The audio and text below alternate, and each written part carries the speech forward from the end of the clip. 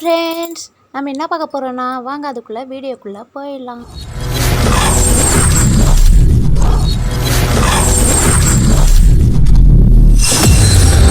இன்றைக்கி காலை ஏஞ்சிலேருந்து ரொம்ப போர் வச்சுதான். அதுக்கப்புறம் எங்கள் மாமா ஃபோன் பண்ணாங்க, நெல்லிக்குப்பை போகிறேன் வரியா, மாதிரி செடி கடைக்கு மண்புழு உரம் வாங்கிறதுக்கு சொன்னாங்களா. சரி ஓகே மாமா நானும் வரேன் சொல்லிட்டு கிளம்பிட்டேன்.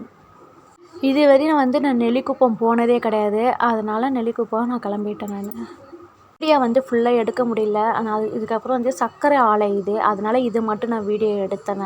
நெல்லிக்குப்பத்தில் இருக்குது செம்ம வாசம் அந்த லைன் ஆனால் கஷ்டம் முடிய போது செம்ம நாற்றம் அந்த பக்கம். எதுக்கு வீடியோ எடுக்க முடியலன்னா, நான் அந்த நெல்லிக்குப்பம் போனதே இல்லைனால, அதனால் போகிற வழியில் எங்கள் மாமா இந்த இடம்லாம் சுற்றி காமிச்சுன்னே இருந்தாங்களா. அதனால் நான் அந்த வேடிக்கை பார்த்துனே போனனால வீடியோ எடுக்கல. கரெக்டாக வந்தாச்சு. இப்போ மாமா போய் அங்கே உரம் வாங்கிறதுக்காக போயிருக்காங்க. நான் ரோட்டுக்கிட்டே நிற்க சொல்லிட்டாங்க. திடீர்னு அந்த பக்கம் யாராவது பாம்பு கிம்பு வந்தால் நான் பயப்படுறேன் சொல்லிட்டு என்னை விட்டுட்டு போயிட்டாங்க. இந்த இடம் அழகாக இருக்கா, அப்படியே சுற்றி வீடியோ எடுத்துகிட்டு நான் வேடிக்கை பார்த்துன்னு இருந்தேன். மாமா வர வரை வெயிட் பண்ணிட்டேன். கடைசியில் அங்கே உரம் வாங்கிக்கின்னு 2 மூட்டை தான் வாங்கிக்கினேன். இதே நிறையா இருந்தால் அவங்க ஆட்டோவில் போய் எடுத்துருப்பாங்க, நான் போயிருக்க மாட்டேன். செம்மாண்டலத்துலேருந்து நெல்லிக்குப்பம் போகிறதுக்கு 1/2 மணி நேரம் ஆயிடுச்சு. நாங்கள் 10:30 மணிக்கு போனோம், 11:15 வந்துட்டோம். நாங்கள் கரும்பு வண்டி நிறையா போச்சு. நான் அதெல்லாம் எடுக்கணும்னு நினச்சேன், எடுக்க முடியல.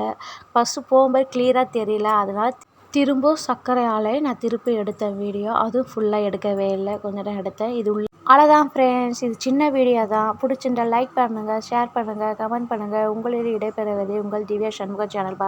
பாய்.